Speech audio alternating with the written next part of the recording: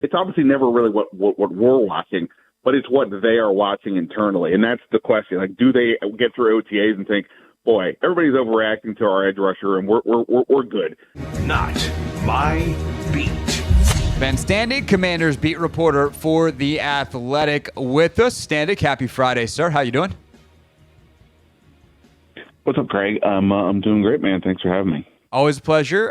So I'm going to ask you the annoying question first, but we're going to do it because it was a thing that happened this week. There was a voluntary practice. Terry McLaurin wasn't there. Of course, he would like a new contract because he's entering the final year of his deal, and some people think that's a bigger deal than others.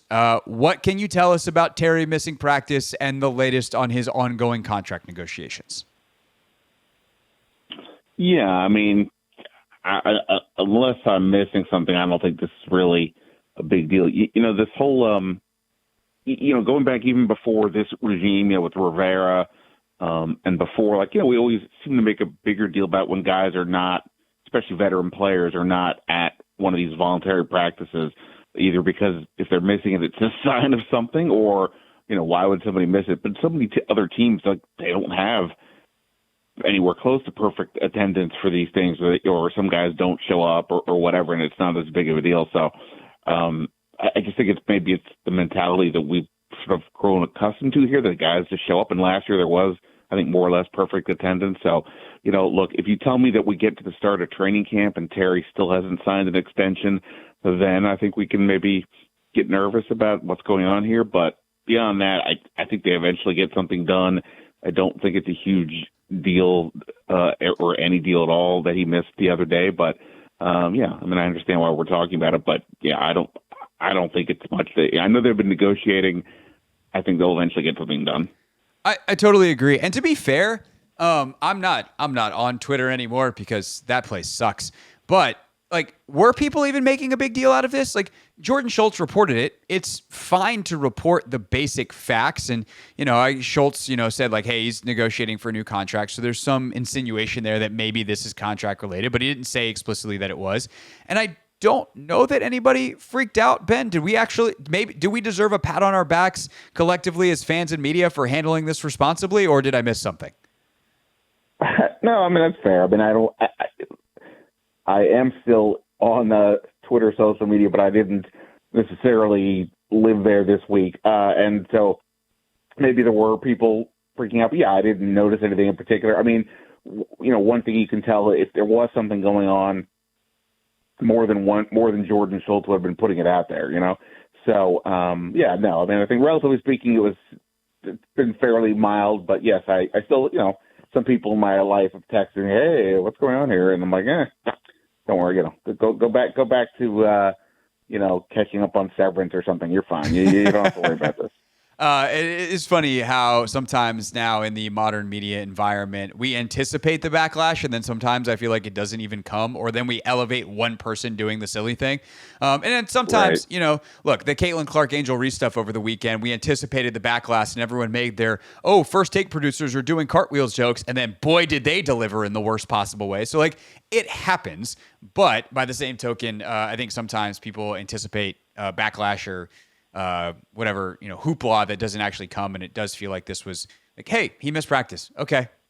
Talk to me next week. And then maybe even weeks after that. As for next week, Ben, what are the things that you are looking for as the Commanders open up their offseason program to the media? Wednesday is the open session. What will you spend your time watching and looking at? Look, I think it's just for me, it's really going to be okay. Cool. First time we're seeing Laramie Tunsil out on the field. Presumably he'll be there out on the field with his new teammates. Same thing with Deebo Samuel. We did already see the rookies at rookie camp a couple weeks ago, but this is now we'll see them out on the field with their teammates. Look, I think it's always going to be interesting to some degree to see just everybody in uniform. Does anybody look like they've, put on some muscle, gotten, look a little quicker, whatever it might be, things along those lines. If there's somebody out there, if there's somebody who's dealing with an injury that we don't know about, perhaps that'll become more front and center if they're not participating. I don't beyond that. They'll do some drills, they'll do some football things, but I'm not going to get like overly worked up over a ton. But yeah, it'll be good to see everybody kind of back together. We will hear from Dan Quinn. Presumably, we're going to hear from Cliff Kingsbury, and obviously with Kingsbury, just get his view and how does his offense look now following the various changes. They got obviously two new offensive linemen tackles in Tunsil and Connerly, Debo as well, and of course Jaden Daniels entering his second year. How's he look, and is anything different? I guess ultimately for me, it's going to be a lot of like, is anything seemed off? Because I'm not that I'm looking for the negative, but just like what last year so much was right. Is anything off? Hopefully the answer is no, and then there's nothing to see. But that's I think it's still it's super early beyond that to get like worked up over any particular player or this or that or the other. But just to see what's going on, take attendance, check everybody out, and make sure everything looks copacetic. Yeah, I think that's definitely the number one thing. I was like, oh, that's not right. If that happens, then okay. We already know that Jaden is jacked. We saw that on Instagram, and the Commanders put together a very funny meme to go with it. So good job, social media team. Kudos to you. But I also am curious if there's anything that's feels different from last year, and I don't necessarily mean that as a negative. Like last year, because it was our first time seeing Quinn. It was like, okay, how does he run things? Like, to me, what are some of the potential evolution points that you're looking to? And I don't know whether we'll see them in the spring at all, Ben, but like, as you think about the changes this team can make in year two, having a year one underneath them, as successful as it was, is a nice bonus, but some of the upgrades or evolutions, what are the things that you're looking forward to in year two? Yeah, I mean, I think last year at this point, the one thing that you stood out, you mentioned, just how does Dan Quinn run the show, but then also you had the guys who had been around, your Terrys, your John Allens, share, hey, well, this does feel a little bit different. There's a new voice, a new message, what have you, and that was an early indication that, there was something resonating here with these players. I guess you could say, you mentioned Tunsil and Debo and guys like that. Like, the new players, the interesting thing about building a culture is it gets tested every year because, new people enter it. And, just does everybody feel like they're still on the same page? There's also things like they are, updating the locker room, right? And I don't know that it's going to be ready by the time OTA starts, but just, hey, here's another new thing that's happening. Is that what does that mean to you that they are doing this for guys who've been around here for a long minute? That's obviously a big deal to whatever the upgrades are ultimately going to be. That they're putting in more money and more investing for this team, and I'm sure that will go a long way towards for a lot of these guys. So I mean, like I said, I think the vibe and all that, and to sort of. Just to go back to Jaden in particular, does it, like he's still a young guy. He obviously had such an incredible year, but this was like, I mean, he'd already won the Heisman coming into the league, so it's not like this is the first time he's ever gotten attention, but the attention went even next level compared to that. And, how did he handle it? Does anything seem different, off? Do the players even subtly just sort of talk about him in ways that are different? And maybe those differences are positives, but just whatever it may be, what in his 25th year on this earth, or what's going on, and how does that, how are others reacting to him? I suspect we're not going to see anything crazy. Everything seems pretty normal in that space, but it's sometimes it's the subtle things that you just don't know. You're not even the questions you're asking, but just the way that somebody or some people react, or things that they bring up that can always spark an interesting train of thought.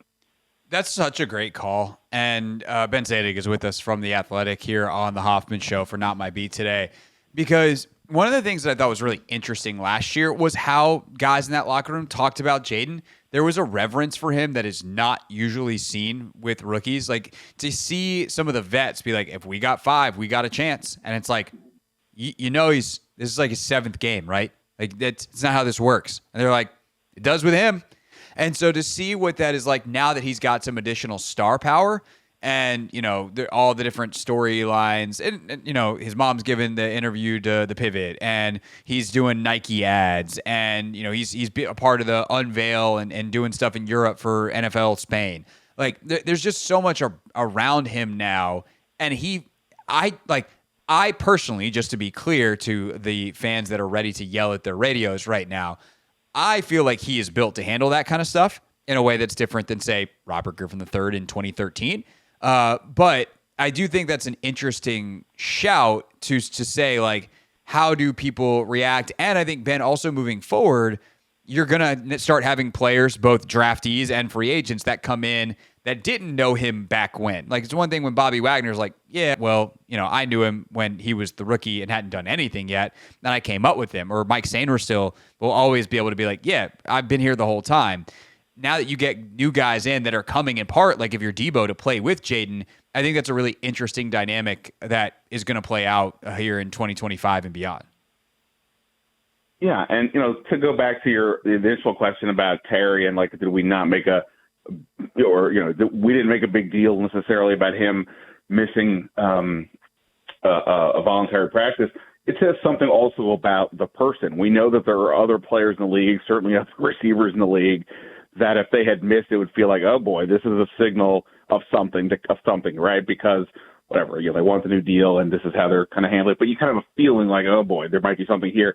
But with Terry, you don't, because there's been zero reason to ever think anything along those lines based on anything that he's done over his time. And, Jaden's only been here for 1 year, but sort of the same thing. It would be, fairly stunning if there was like some major, change in personality. And, like I said, it's a lot of just, where is he at now as a person? I mean, we're going to, if everything works out, we're all going to be watching Jaden Daniels evolve, not just as a player, but as a person for many years to come. And, in terms of that, evolution, outside of, say, winning a Super Bowl or something along those lines, this is going to be probably the biggest opportunity for growth or maturity or change because of, it was that dynamic and the team had such an incredible year that none of us saw coming.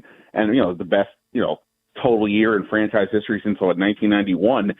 So, this is a pretty significant moment in time for everybody involved. So, yeah, I mean, it would be reasonable that things could be different, but that different doesn't always mean negative. It just means, hey, how's it going? What was it like to get this more attention? And even if he, like I said, even if he doesn't talk about it, how do the other people react to him? Because even last year, you're already starting to hear hey, he's the one who's getting here at 5 a.m. He's one of the first guys in the locker room. You mentioned the RG3. Yeah, there's zero sense of drama, like none with this kid relative to many other quarterbacks or players we've had around here. So yeah, I just, again, just to sort of see the evolution and how he's progressing, again, both as a player and a person, I think is going to be, continue to be an interesting story. Two more questions for Ben Standig here on the Hoffman Show. One, I don't call it serious, is overselling it. One substantive, one silly. The substantive one first, Ben. How done do you think this roster is? Like, we know that there can be injuries and things that happen, and if there's someone who's cut unexpectedly, there's always a chance that there is a newsworthy addition to the club. There will certainly be all kinds of churn at the bottom of the roster because it's the NFL and that's how that goes. But are you pretty confident that the group that they're going to go into OTAs with next week is, a very, very, very high percentage of what they're going to go into for training camp, and then the starting 22 for this club are going to come out of the group that is already here? Yeah, I would think so. Even going like into the draft, and obviously they only had the 5 picks, but even then, if you looked at the roster, I remember thinking like, boy, I could probably get pretty close here to the final 53 outside of these 5 picks, and feel like, yeah, this looks to be the group. And I think for the most part, that's the case. We've all talked a lot about the fact that they didn't draft an edge rusher. So, and I think, like running back is like one position on offense where I still wonder if there's an opportunity for something there. But yeah, I think for the most part, what we're looking at is what we're looking at. But I think also like the bigger picture for me on OTA, I don't think I said this already, is that it's not so much, it's never really what we're watching, but it's what they are watching internally. And that's the question. Like, do they get through OTAs and think, boy, everybody's overreacting to our edge rusher and we're good. Dietrich Wise is giving us some good two-way play. Cleveland Farrell looks healthy. Javon Kinlaw is going to help us more on the edge and people think whatever. Or do they look at some situations and think, I know Matt Bowen the other day on ESPN said maybe J.K. Dobbins would make some sense here at running back. Maybe he's kind of right in terms of needing a little bit more explosive play out of there. Or, we thought we had a little bit more at, position X, and maybe we do need a little bit, another body or two. So I don't think it's going to be much of anything, but sure, that's the there could be one or two spots where they're like, yeah, we do need something more, but I'd be surprised if it's much in the way of, headliner-y type moves or really even notable additions. But yeah, sure, there could be one, maybe two at some point. And finally, Ben Standig, part of Hard Knocks is that the reporters sometimes wind up in the background or in the foreground. Are you, sir, looking forward to being on Hard Knocks? I had Nikki Delval on my podcast the other day, and one of the topics was, are we going to spend more money on our wardrobe in case we make the TV? I think that I said anything about the wardrobe, but maybe I'll shave a little bit more. But yeah, I mean, it could be kind of fun. I've not, other than that one time when Hard Knocks, right, was that when the Texans were in town back in Richmond. Other than that, I haven't been around. So, yeah, I'm kind of curious as to see how it goes. I mean, the fact that they're only one quarter of the Hard Knocks shouldn't make it a huge deal. But, look, obviously with this team right now, everything's a big deal. Everybody's paying attention. So, yeah, it could be cool. And I got to make sure I'm wearing my clean underwear and that type of deal every day. So, yeah, it should be all right. Yeah, I mean, well, if your underwear winds up on Hard Knocks, Ben, something has gone horribly wrong. But, I mean, that's I think, general good hygiene. Also, I'm excited to see, I can't show up more because my show starts at 4. If all of a sudden, I don't know, some radio person or TV person that doesn't typically show up starts just showing up every day trying to get on Hard Knocks, we all know why. And I think we nominate Sam Fortier to call that person out. That's my own personal opinion. Call that person out or be that person? Which one? I said call out. You said what you said, but he's there every day. But I do get the sentiment. Yeah. Where Fortier, he might just try to slide. The HBO. I'm going to go on this side of the scrum. We're on to you, Fortier. We're on to you, Ben. That will be the interesting thing. You're right. Camera, where you stand in the scrum, that type of deal. That could get interesting for sure. Well, we all know Keim's going to be in the front with his phone. That's what it's going to be. Keim just there getting that video. That's become the standard. Everybody's got to do what they got to do. It's a multimedia world. You gotta be involved, and you got to be front and center if you want to take cameras from shots with your camera. Absolutely. Yeah. So we'll we can get John Keim's video through the HBO cameras. Ben Standig, everybody. Read his work at The Athletic. We cover an OTAs, the open sessions on Wednesday. Cliff Kingsbury speaks. So we'll hear what Cliff has to say. Ben will be writing about it for The Athletic. And then obviously the Last Man Standing podcast. Ben, thanks for your time, sir. Appreciate it. Have a great weekend. Craig, always appreciate it, man. Thanks. Have a good one. All right, that's Ben Standig with us here on the Hoffman Show. Some interesting stuff there. I was debating, Anthony, whether I go back into the running back thing with Ben, and ultimately, obviously, decided that we didn't quite have enough time. But I think what he said is correct, and isn't that different than what I said? Is if an opportunity presents itself, and if even you think J.K. Dobbins is a significant upgrade over what you have right now, you should push that button. There's no reason not to. You have, it's the NFL. It stands for not for long. There's not a lot of loyalty in this league. You have the cap space to play with. If you genuinely think J.K. Dobbins is better than, you think he's more of a Robinson role guy or an Eckler role guy?